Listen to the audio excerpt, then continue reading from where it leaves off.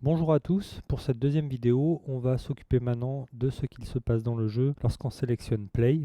Donc dans un premier temps, lorsqu'on sélectionne Play, ça va jouer aussi la confirmation au niveau du son. Donc là, je rajoute un contrôleur Hand. J'ai mon bouton A au niveau sensor qu'on avait déjà rajouté.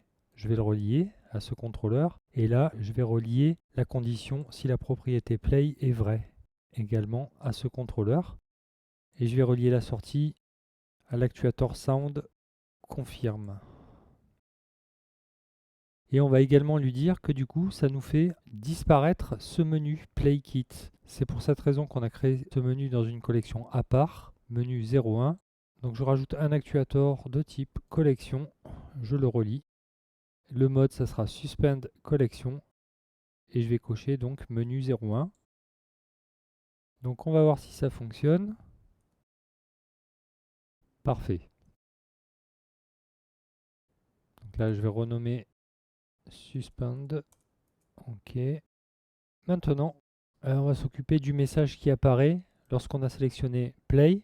On va voir un message qui dit placez vos navires. Et donc je vais juste dupliquer Play, le texte. Je vais le placer entre Play et Kit. Et je vais le remonter d'un mètre entre Play et Kit. Ce texte là, il a été dupliqué dans le menu 01. Je vais le renommer déjà. Ce sera texte placé. Et je vais aller le faire glisser pour le placer dans la collection de base.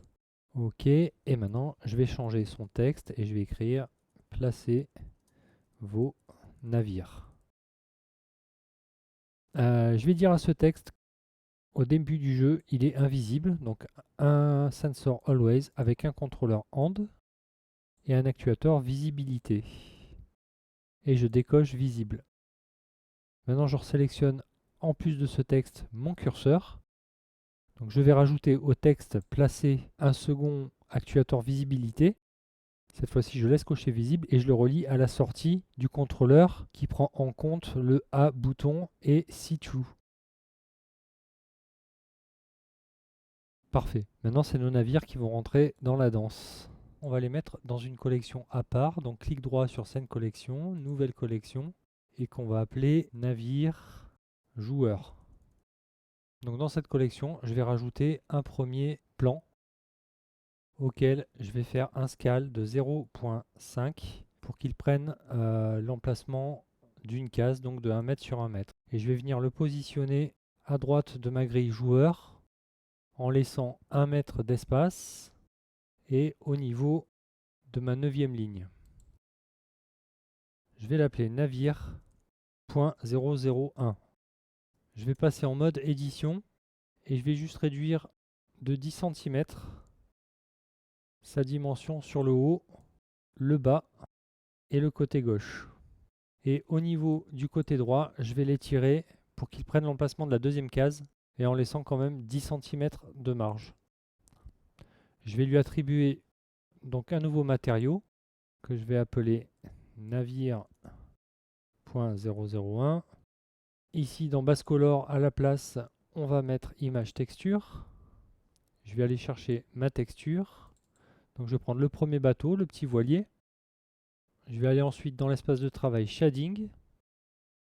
Et je vais activer la transparence de mon image en rajoutant 2 nœuds.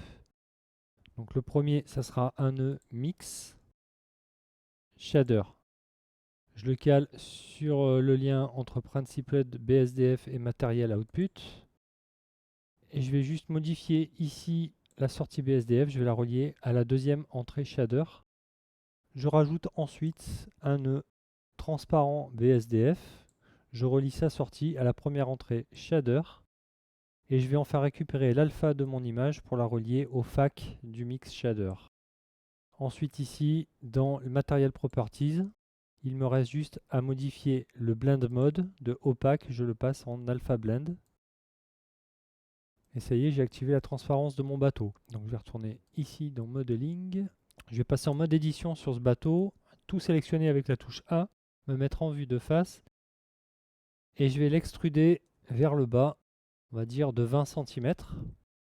Donc là, qu'est-ce qui se passe? C'est que l'image, du coup, pour la face du bas, a été dupliquée. Donc pour remédier à ça, vous passez en UV Editing et par face, vous sélectionnez juste donc, les faces de côté et celles du bas. Et là, vous appuyez sur U, vous faites Unwrap. Dans l'UV Editor, vous sélectionnez tous vos vertices avec la touche A. Vous faites un scale pour le réduire.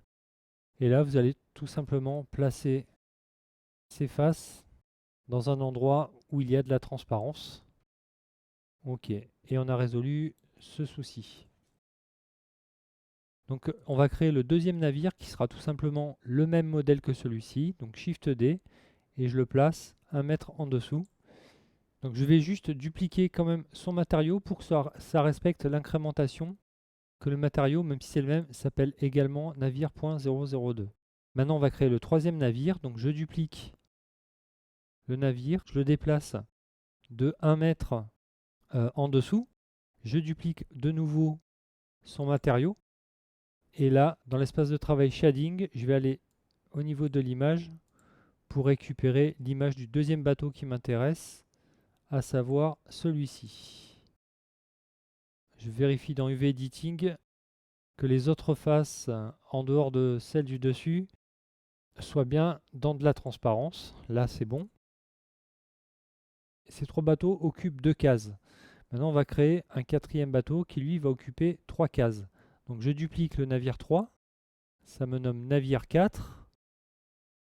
Je vais dupliquer son matériau pour avoir navire 4 également. Je retourne dans Shading. Je modifie donc l'image. Cette fois-ci, ce sera le paquebot. Je vérifie qu'à part la face du dessus, les autres sont bien dans de la transparence. Là, c'est pas le cas. Donc je vais aller dans UV Editing. Et je vais juste refaire un petit scale sur ces faces-là dans l'UV Editing. Hop, et le placer là. Nickel. Et j'ai dit donc celui-ci, il allait faire 3 mètres. Donc je passe en mode édition. Je vais sélectionner juste ma face de droite. Je reviens par-dessus. Et je retire de 1 mètre.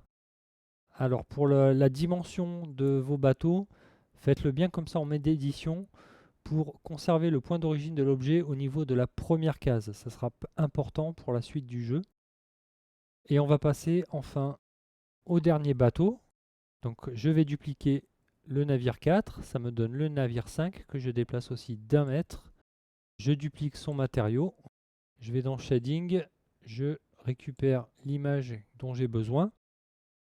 Je vais vérifier au niveau des UV comment sont placées mes faces autres que celles du dessus. Ok, là ça prend un petit peu sur le bout du bateau en haut, donc je vais redéplacer ça, redimensionner. Ok, là on est bon. Et là c'est bon, on a nos 5 bateaux de créer. Donc on va s'occuper maintenant des commandes de base de ces bateaux pour les placer dans la grille. Déjà, il faut comprendre donc que ici on va utiliser les états des contrôleurs. Pour l'instant, on est à l'état 1. Et dans cet état, pour les bateaux, il ne se passera rien. C'est à partir du moment où on sélectionnera Play que nos bateaux passeront un par un à l'état 2. Donc nos briques logiques à programmer pour déplacer le bateau, ça sera à l'état 2. Je vais me sélectionner l'état 2 ici en visible pour le navire 1. Et on va s'occuper déjà des déplacements de base au bas, gauche et droite. Donc je rajoute 4 sensors joystick. Ces 4 sensors joystick, je vais leur activer le mode tap et également le pulse through level avec un skip à 5.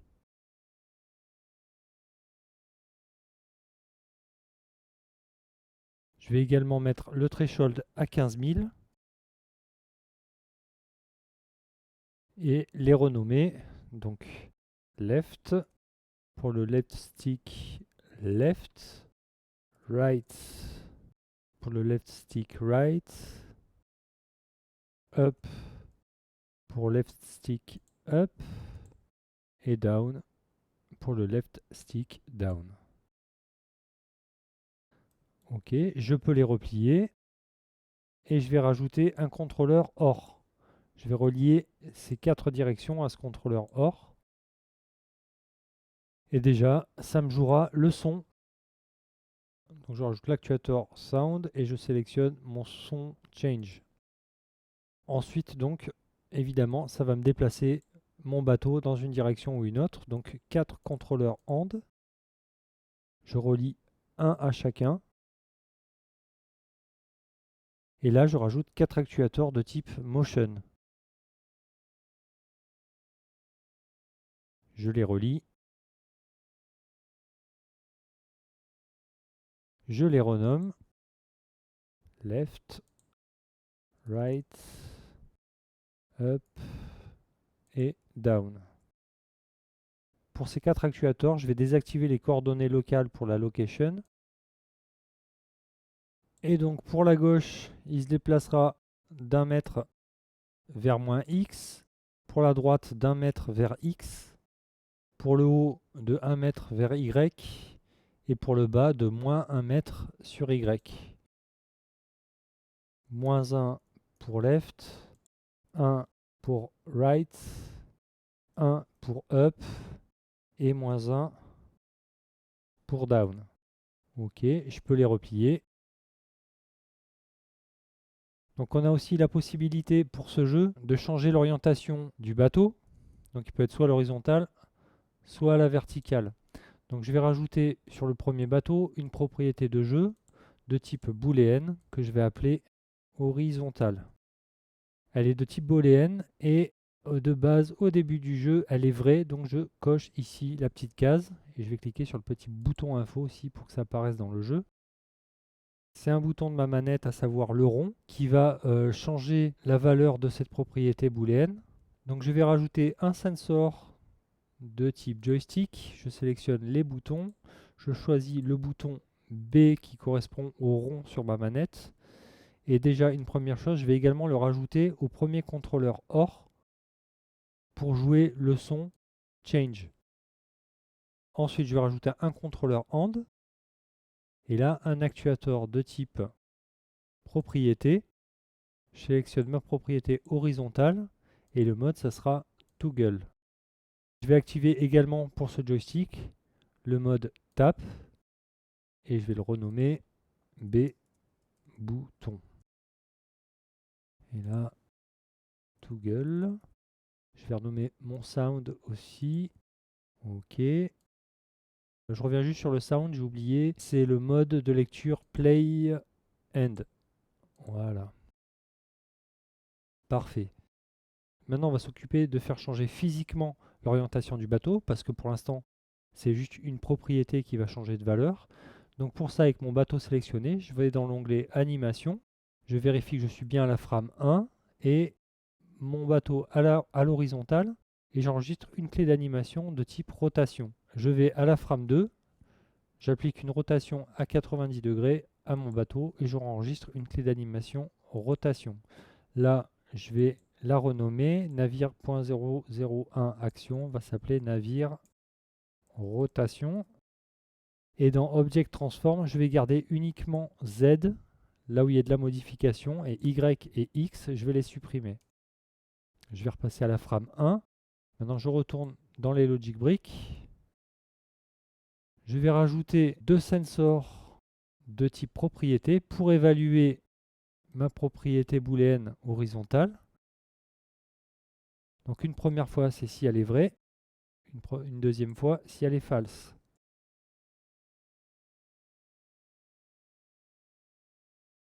Ok, je peux les replier. Et là, je vais rajouter 2 contrôleurs AND. Je relie une évaluation au premier, la deuxième évaluation au deuxième. Et ici, 2 actuateurs de type action. Je relie un à chacun. Je sélectionne mon action navire rotation pour les deux. Le mode de lecture, donc ça reste play. Et donc, si c'est vrai à l'horizontale, je joue la frame 1 au début et à la fin. Je vais le renommer horizontal. Et si c'est faux, donc il sera à la verticale. Donc je joue la frame 2 au début et à la fin. Là, si je lance le jeu, il ne se passera rien, puisque l'état initial pour mon navire, c'est l'état 1. Et ça, le réglage, on l'a fait dans l'état 2. Juste pour laisser, je vais masquer mon menu 1 et je vais me mettre à l'état initial 2 pour mon navire. Et là, on peut essayer.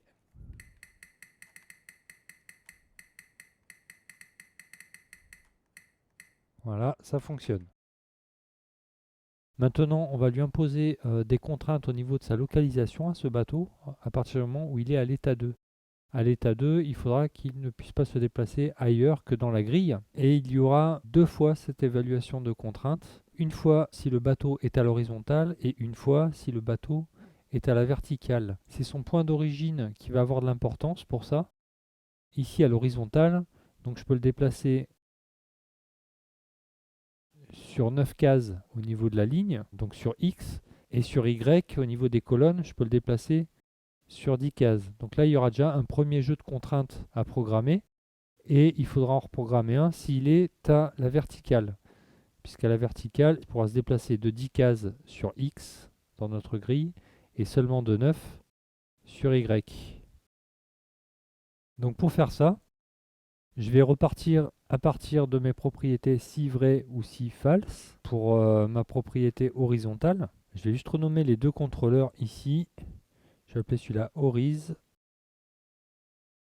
et celui-là Vertic pour vertical. Ok, et comme ça, je vais juste rajouter des actuateurs derrière.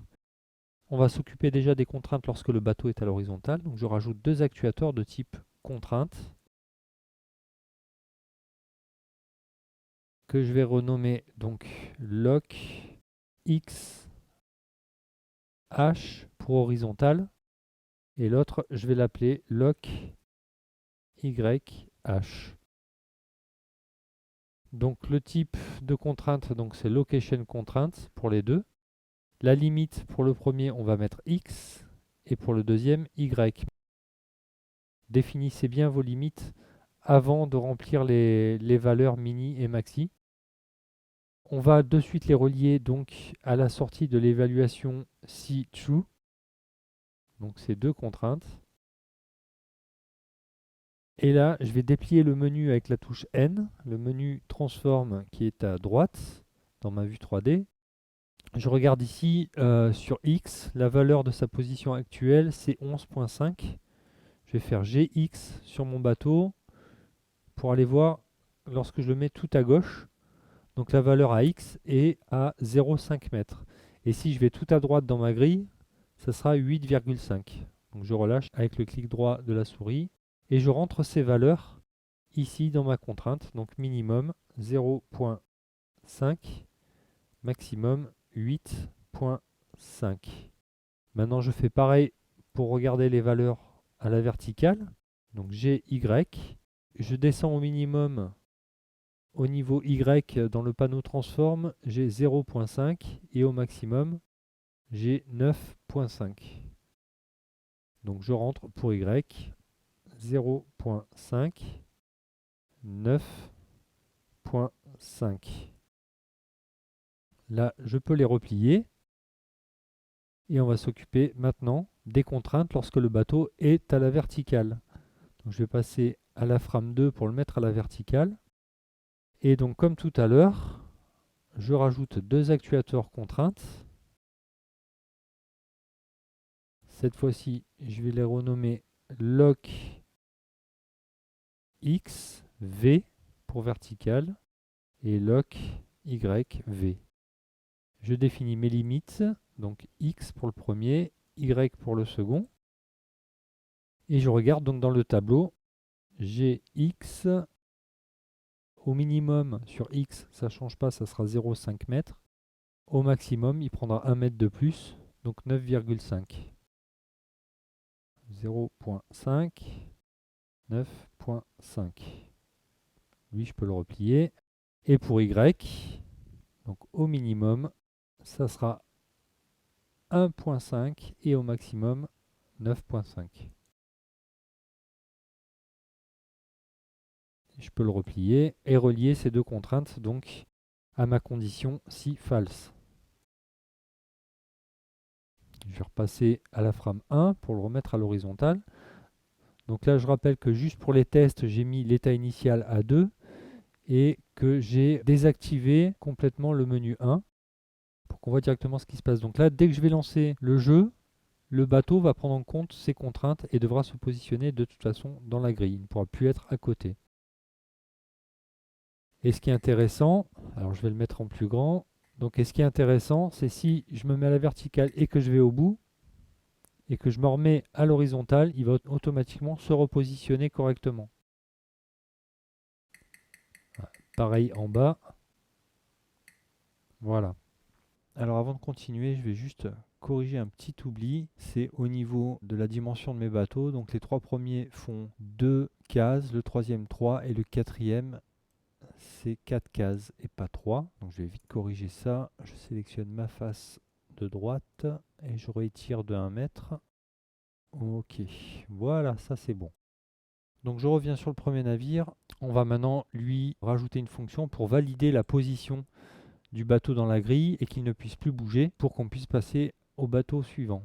Donc je vais rajouter un sensor de type joystick. Je vais mettre le type d'événement bouton. Donc pour valider, c'est la croix sur la manette. Donc c'est le bouton A au niveau du sensor. Je rajoute un contrôleur hand. Je le relie. Et là, je vais le renommer A bouton. OK. Et je vais rajouter déjà un actuateur sound pour jouer mon son de confirmation. OK. Et le mode de lecture, play end. Je le relie. Pour valider la position de mon bateau qui ne puisse plus bouger, on va l'envoyer dans l'état suivant, donc l'état 3. Donc je rajoute un actuateur state que je vais renommer Go State 3. Je le relie également et je coche donc la 3e petite case ici. Je peux déplacer mon bateau, changer son orientation. Il ne sortira pas de la grille. Et une fois que je suis satisfait de l'endroit où je veux le mettre, je valide avec X, ça va me jouer le son de confirmation et je ne pourrai plus bouger le bateau. Parfait. Donc maintenant, tout ce qu'on a créé pour ce bateau, au niveau des briques logiques, ce sera exactement pareil pour les 4 autres. On va tout copier, donc à savoir les briques logiques, mais également la propriété horizontale, que pour l'instant les autres bateaux n'ont pas non plus. Donc pour ça, je sélectionne mon premier bateau, je sélectionne ensuite les 4 autres en plus, qui auront donc une couleur de sélection différente. Je vais dans Object, Game, et je vais faire Copy Properties horizontale. Je retourne dans Object, je retourne dans Game, et je fais Copy Logic Bricks. Alors là, j'ai copié, ils sont tous à l'état 2, du coup ils vont tous se retrouver au milieu d'un coup. Et on peut tous les déplacer d'un coup. Voilà. Ça va permettre déjà de voir la première chose qu'il va falloir modifier pour les bateaux 4 et 5. Donc pour les bateaux 1, 2 et 3 qui font 2 cases, il n'y aura rien à changer. Mais pour les 3 et 4, il va falloir modifier légèrement les briques logiques au niveau des contraintes, puisque eux dépassent de la grille. Alors je vais passer le bateau 1 à l'état initial 1, le 2 aussi, le 3 aussi, le 5 aussi, et on va s'occuper du bateau 4. Je rouvre mon menu Transform avec la touche N. Et dans mes briques logiques, je vais aller voir les contraintes. Donc déjà, pour la position horizontale, donc lock XH, je vais déplacer GX, le bateau. Donc au minimum, ça sera toujours 0,5. Mais au maximum, ça sera 7,5 et pas 8,5. Donc là, je modifie 7,5. Ok, je peux replier. Pour Y, GY, au minimum, ça sera toujours 0,5 et au maximum, ça sera toujours 9,5. Ça ne change pas. Donc on va s'occuper maintenant de ces contraintes lorsqu'il est à la verticale. Donc je vais lui appliquer une rotation à 90. Et au niveau des contraintes, lock X vertical et lock Y vertical. Donc pour X, ça sera 0,5 et 9,5. Ça ne change pas. Et pour Y, ça sera minimum 2,5 et maximum 9.5. Donc minimum 2.5 et maximum 9.5, ça ne change pas. Je le remets à l'horizontale. OK, là je peux replier. Je vais le remettre à l'état initial 1 et je vais m'occuper du bateau 5 que je vais mettre à l'état initial 2. Et en visible 2 également. Donc pareil, je retourne donc sur les contraintes au niveau de l'horizontale, X et Y. Donc pour X minimum, c'est toujours 0.5. Maximum, on passe à 6.5. Pour Y, minimum 0.5, ça ne change pas. Et maximum 9.5, ça ne change pas. Je replie. Je m'occupe maintenant de ces contraintes à la verticale. Donc je lui fais une rotation à 90. Je déroule les deux autres contraintes. Pour X, c'est toujours 0.5 et 9.5. Et pour Y, on sera au minimum à 3.5 et au maximum à 9.5. Donc minimum 3.5 et le maximum ne change pas. Je peux les replier. Je le remets à l'horizontale. Quand je suis juste dans ma vue 3D, que je passe de la frame 1 à la frame 2, on voit qu'il n'y a que le bateau 1 qui applique une rotation parce que c'est sur le bateau 1 où on a créé l'animation de rotation. Mais dans le jeu, je vais tous les mettre à l'état 2 en initial.